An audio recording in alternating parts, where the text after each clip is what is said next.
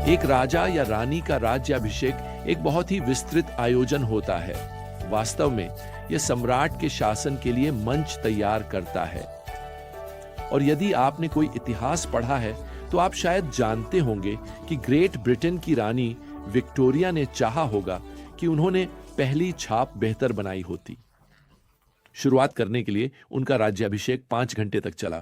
खैर, यह एक लंबा समय है और यह काफी समय के लिए विलंबित हो गया क्योंकि आर्च बिशप ने शाही अंगूठी गलत उंगली में डाल दी। इसे निकालने के लिए कुछ बर्फ और कुछ साबुन की जरूरत पड़ी। और फिर एक और बिशप जिनका वैसे सिर्फ एक काम था और वह था रानी को उनका शाही गोला देना, जो एक तरह से राजदंड जैसा होता है। खैर, उन्होंने दिया, लेकिन गलत समय पर दिया, जिससे समारोह में काफी भ्रम पैदा हो गया। लेकिन सबसे बड़ी गलती तब हुई जब विक्टोरिया अपनी शाही प्रतिज्ञा पढ़ रही थीं, जो कई पृष्ठों की थी, और बिशप, जिसका काम सिर्फ पृष्ठ पलटना था, ने एक साथ 2 पृष्ठ पलट दिए। और खैर, किसी ने ध्यान नहीं दिया जब तक कि रानी मंच से नहीं चली गईं, जिसका मतलब था कि उन्हें मंच पर वापस आना पड़ा और वह पृष्ठ पढ़कर समाप्त करना पड़ा जो उन्होंने छोड़ दिया था। खैर, उनके राज्याभिषेक ने इतिहास रच दिया इन कुछ गलतियों के कारण, और एक अच्छी पहली छाप बनाने के लिए इतना ही काफी था। खैर, अब हम भजन अध्याय 2 पर हैं और हमारे पास एक गीत है जो संभवतः राजा दाऊद के राज्याभिषेक के दौरान गाया गया था और उनके बाद आने वाले हर राजा के लिए। यह एक राज्याभिषेक भजन है और मुझे आपको बताना है, यह एक शानदार पहली छाप छोड़ता है, लेकिन इसमें कुछ विशेष भविष्यवाणी महत्व भी है जिसे मैं इस पर काम करते हुए इंगित करना चाहता हूं। अब भजन 2 राष्ट्रों का वर्णन करके शुरू होता है और मुझे विश्वास है कि तब से हर राष्ट्र को इस राज्याभिषेक भजन में दिए गए शब्दों से वर्णित किया जा सकता है। वास्तव में हमारे विश्व के राष्ट्रों के 3 वर्णन आज वे यहां मेरे लिए विशेष रूप से उभर कर आते हैं। पहले, मैं इस तरह से रखूंगा, राष्ट्र खाली हैं, वे दिवालिया हैं। पद 1 कहता है, क्यों राष्ट्र क्रोधित होते हैं और लोग व्यर्थ में षड्यंत्र रचते हैं। अब यहां व्यर्थ के लिए हिब्रू शब्द का अर्थ है खाली और षड्यंत्र का अर्थ है गर्जना। तो जाति पास सभी राष्ट्र गरज रहे हैं, खाली धमकियों के साथ जिन्हें वे कभी पूरा नहीं कर पाएंगे। और मैं आपको यह भी बताना चाहता हूं कि भगवान एक पल के लिए भी धमकी महसूस नहीं करते। खैर, दूसरी बात, यहां राष्ट्रों को विद्रोही के रूप में वर्णित किया गया है। पद 2 में भजनकार कहता है, पृथ्वी के राजा अपने आप को स्थापित करते हैं और शासक मिलकर प्रभु और उसके अभिषिक्त के खिलाफ परामर्श करते हैं। खैर, यहां क्या हो रहा है कि ये राष्ट्र और ये राजा वे प्रभु को ही पराजित करने की साजिश रच रहे हैं। यह भी काम नहीं करेगा। तीसरी बात, अब राष्ट्रों को न केवल खाली और विद्रोही के रूप में वर्णित किया गया है, बल्कि यहां उन्हें हिंसक के रूप में भी वर्णित किया गया है।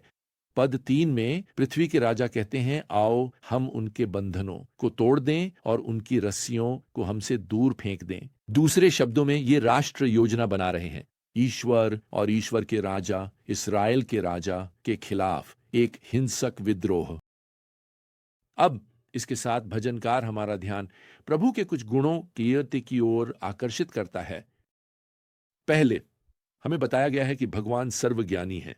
हम यहां पद 4 में पढ़ते हैं, जो स्वर्ग में बैठा है वह हंसता है। प्रभु उन्हें उपहास में रखते हैं। भगवान ने ऐसा नहीं किया। यहां डर में वह इन राष्ट्रों की विद्रोही योजनाओं से भयभीत नहीं है। वास्तव में उन्हें यह हास्यास्पद लगता है। वह मानव जाति की विद्रोही योजनाओं की पूर्ण मूर्खता पर हंसते हैं। दूसरे, हमें यहां बताया गया है कि भगवान सर्वशक्तिमान है। हम पद 5 में पढ़ते हैं, तब प्रभु अपने क्रोध में उनसे कहेंगे, मेरे लिए मैंने अपने राजा को सियोन पर, अपने पवित्र पर्वत पर स्थापित किया है। अब सियोन यरूशलेम के लिए एक और शब्द है। तो जो भगवान ने दाऊद को राजा के रूप में ताज पहनाकर किया है, उसे कोई भी साजिश नहीं मिटा सकती। यह राज्याभिषेक बाधित नहीं किया जा सकता। खैर, अब अभिषिक्त राजा पद 7 में अपना राज्याभिषेक भाषण देना शुरू करते हैं। मैं इस आदेश की घोषणा करूंगा। प्रभु ने मुझसे कहा, तुम मेरे पुत्र हो। आज मैंने तुम्हें जन्म दिया है। मुझसे मांगो और मैं राष्ट्रों को तुम्हारी विरासत और पृथ्वी के छोरों को तुम्हारी संपत्ति बना दूंगा। तुम उन्हें लोहे की छड़ी से तोड़ोगे और टुकड़े टुकड़े कर दोगे, जैसे कुम्हार का बर्तन। यहां जो हो रहा है वह यह है कि जब दाऊद अपने सिंहासन पर चढ़ रहे हैं, तो वह यह विश्वास व्यक्त कर रहे हैं कि भगवान ने उन्हें राजा के रूप में चुना है, कि भगवान ने उन्हें अपने पुत्र के रूप में अपनाया है। ऐसा कहने के लिए हमें वापस जाकर समझना होगा। यह एक आम प्रथा थी कि पगान राजा अपने राष्ट्रीय देवता के गोद लिए हुए पुत्र होने का दावा करते थे। तो जो दाऊद कर रहे हैं वह यह है कि वह अपने और अपने राज्य को अपने संबंध से जोड़ रहे हैं, अपने सृजनकर्ता भगवान के साथ। आप देखिए, यहां दांव पर केवल दाऊद की प्रतिष्ठा नहीं है। दाऊद इसे समझते हैं। यह स्वयं भगवान की प्रतिष्ठा है। तो क्या यह एक खोखला दावा है कि दाऊद अपने राज्य को भगवान से जोड़ रहे हैं? खैर, भगवान कुछ समय बाद कुछ करते हैं, जब वह नाथन को राजा दाऊद से किए गए वादों को स्थापित करने के लिए भेजते हैं। 2 शमूएल 7 में नाथन इस वादे के साथ दाऊद के पास आते हैं, जब तुम्हारे दिन पूरे हो जाएंगे और तुम अपने पितरों के साथ लेट जाओगे, तो मैं तुम्हारे बाद तुम्हारी संतान को उठाऊंगा, मैं उसके राज्य को स्थापित करूंगा। वह मेरे नाम के लिए एक घर बनाएगा और मैं उसके राज्य के सिंहासन को सदा के लिए स्थापित करूंगा। सदा के लिए। वाह, ये तो एक बड़ा वादा है। कौन सदा के लिए राजा को हटा सकता है? खैर, यह सदा के लिए वादा का एक हिस्सा भगवान के वादे का भविष्यवाणी पूर्ण अनुप्रयोग है। यही भजन 2 पद 7 में, जहां वह कहते हैं, तुम मेरे पुत्र हो, आज मैंने तुम्हें जन्म दिया है। अब जब आप इसे समझने की कोशिश कर रहे हैं, तो खुद से यह पूछें, दाऊद का कौन सा पुत्र एक राज्य पर सदा के लिए शासन करेगा? खैर, उसके किसी भी पुत्र ने ऐसा नहीं किया। उनमें से कोई भी सिंहासन पर बहुत लंबे समय तक नहीं रहा। खैर, यहां एक संकेत है। दाऊद के पुत्र को यहां परमेश्वर का पुत्र भी कहा गया है।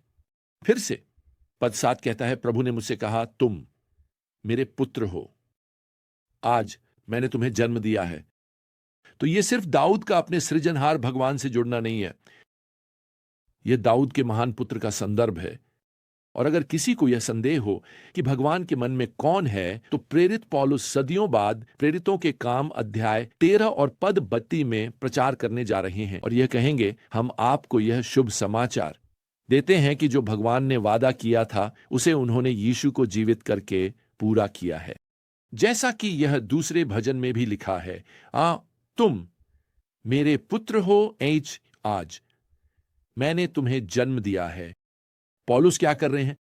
पौलुस भजन संहिता अध्याय 2 में दाऊद से किए गए भगवान के वादों को 2 शमूएल अध्याय 7 में नाथन द्वारा दाऊद से कही गई बातों के साथ जोड़ रहे हैं।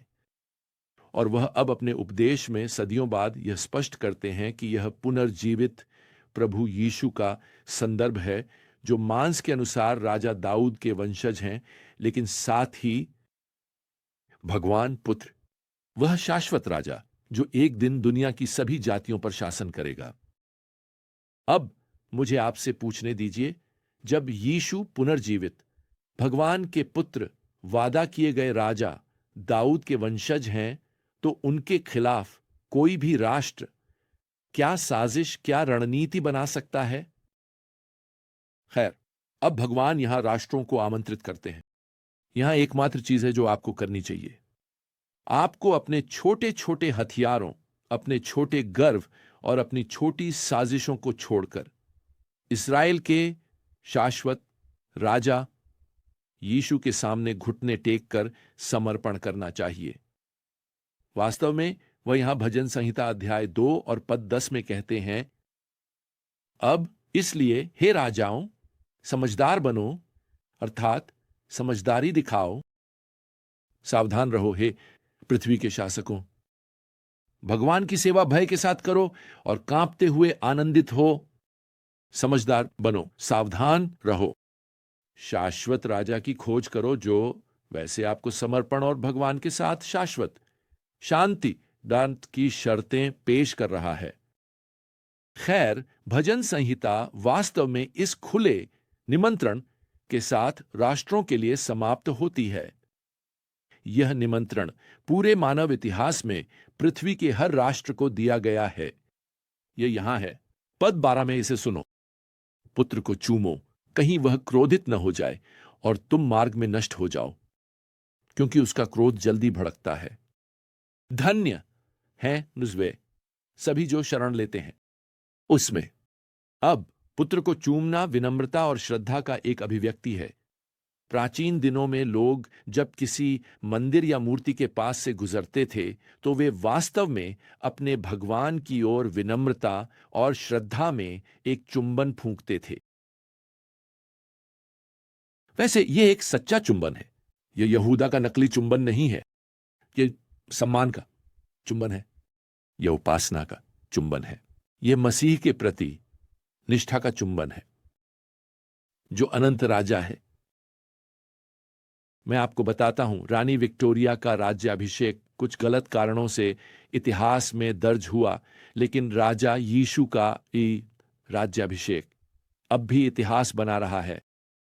वह जो राजा के रूप में आया, यरूशलेम में गधे पर सवार होकर प्रवेश किया, होशाना के नारों के साथ, जिसने उस खाली कब्र को पीछे छोड़ दिया, वह खाली कब्र आज भी घोषणा कर रही है पूरी दुनिया को कि वह जीवित उद्धार करता है जो एक दिन लौटेगा। वह एक दिन भजन संहिता अध्याय 2 की भविष्यवाणी की गई प्रतिज्ञा को पूरा करेगा। वह वास्तव में एक दिन बैठेगा। वह दाऊद के वो सिंहासन पर राज्य करेगा।